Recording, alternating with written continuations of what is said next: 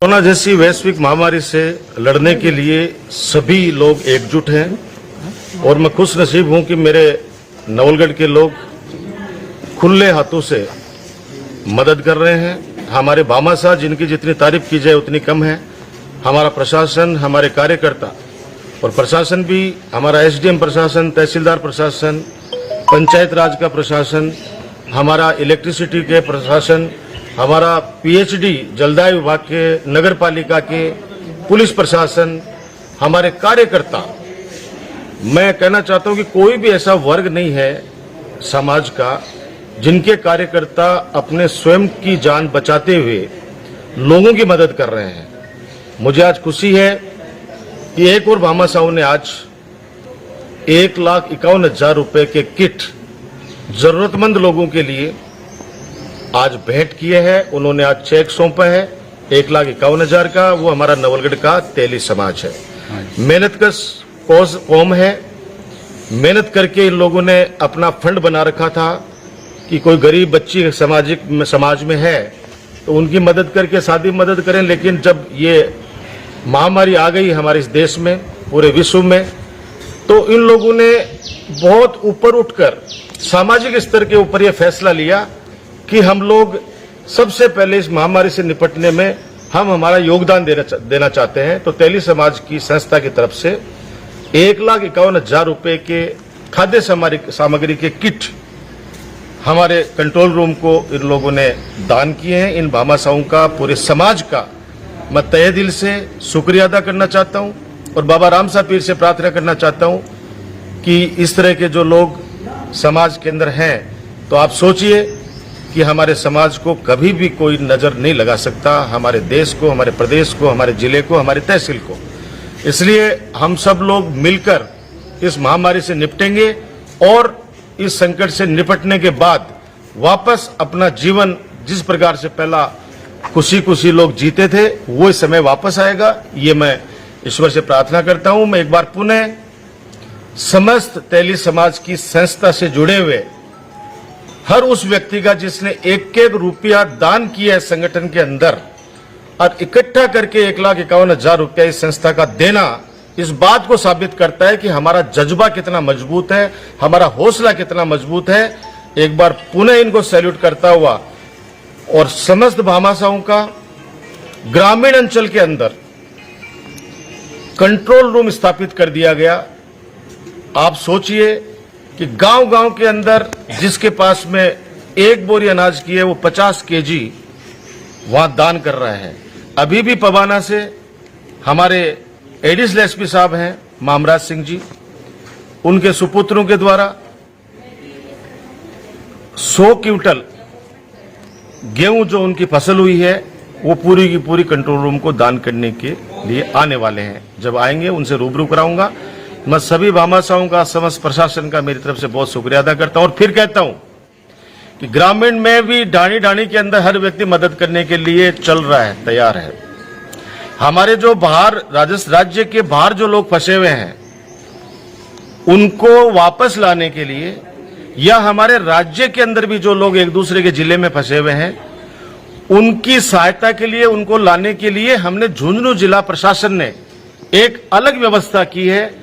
हर विधानसभा क्षेत्र के अंदर 5-5 लोगों की एक टीम बना दी गई है। कंट्रोल रूम स्थापित कर दिया गया है एसडीएम साहब के नेतृत्व में और डिस्ट्रिक्ट हेडक्वार्टर पे, जिला कलेक्टर के नेतृत्व में डिस्ट्रिक्ट हेडक्वार्टर पे है।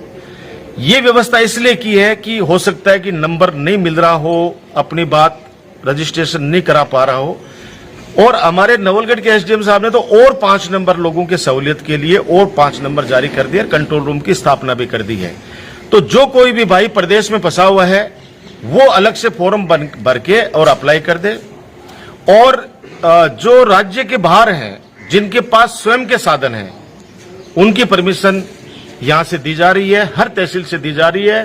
पूरे राजस्थान के अंदर माननीय अशोक गहलोत साहब ने ये निर्णय ले लिया है कि हम हमारे प्रवासी जितने भी लोग हैं, हमारे मजदूर लोग हैं जो मेहनत करने के लिए, बाहर कमाने के लिए गए हुए हैं, उनको भी वापस लाने की व्यवस्था करने में लगे हुए हैं। तो अभी जिनके पास साधन है, जो सक्षम लोग हैं, उनकी भी परमिशन मिल रही है, और जो हमारे मजदूर भाई, वहां पे श्रमिक भाई जो फंसे हुए हैं, उनको जिस दिन सरकार की तरफ से व्यवस्था हो जाए, आसान्वित कर दिया जाए कि इस दिन आपको बस मिलेगी या जो भी आपको लाने की व्यवस्था सरकार अपने स्तर पे कर रही है, उस दिन से पहले मेरी हाथ जोड़ के विनती है कि कृपया करके अपना घर नहीं छोड़े, जहां हैं वहीं रहें। और जब आपको ये मैसेज मिल जाए कि हाँ ये चीज यहाँ पे आना है, उसके बाद ही आप अपनी जगह छोड़ें, क्योंकि ये धैर्य रखने की आवश्यकता है। भगदड़ नहीं मचाए कृपा करके, क्योंकि ये जो तपस्या आपने की है, आज आपको पता है कितने दिनों से लॉकडाउन चल रहा है, कर्फ्यू झेल रहे हो आप लोग, कितनी तकलीफें झेल रहे हो, तो थोड़ी सी लापरवाही आपके लिए जानलेवा साबित हो सकती है।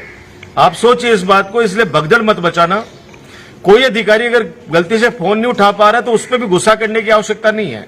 आप लोग जितने चिंतित हो, उससे ज्यादा चिंता करने वाले हम लोग आपके लिए बैठे हैं, और आप लोगों की चिंता इसलिए करें कि हम चाहते हैं कि आपकी घर वापसी हो। लेकिन मैं इससे अलग हटके बात कहना चाहता हूं कि कोई 1 साल से बाहर कमाने के लिए गया हो, कोई 2 साल से, 3 साल से, अभी 1 महीने से ये समस्या आई है, तो आप लोग थोड़ा सा पेशेंस भी रख सकते हैं।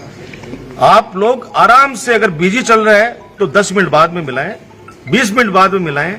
सबको घर वापसी की व्यवस्था सरकार करेगी, ये हमारा संकल्प है।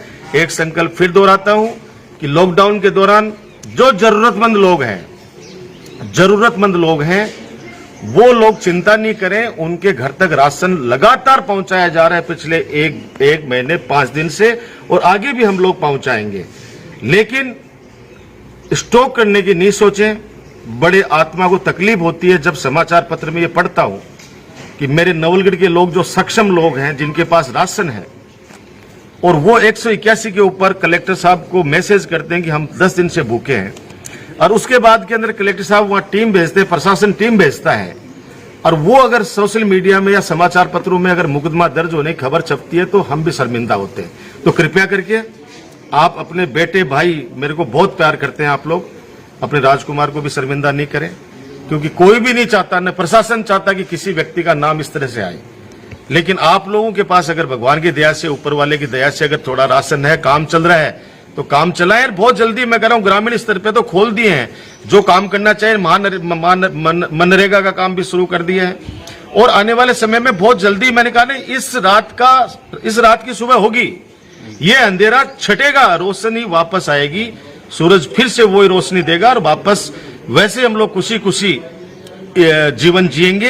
यही बात कहता हुआ आप सब लोग घर में रहें, लॉकडाउन का बहुत ईमानदारी से पालन करें, जहां कर्फ्यू लगा हुआ कर्फ्यू का पालन करें। कुछ लोगों की शिकायतें कि रात को वो लोग इकट्ठे हो जाते हैं मोहल्लों के अंदर, आपस के अंदर, कॉलोनियों में, कृपया करके स्वयं के आपकी सेहत की तो चिंता करो। अगर बाहर जाओगे, बीमारी लेके घर में जाओगे तो खुद भी परेशान होगे, दूसरों को परेशान करोगे। यही विनती करते हुए जय हिंद, जय भारत।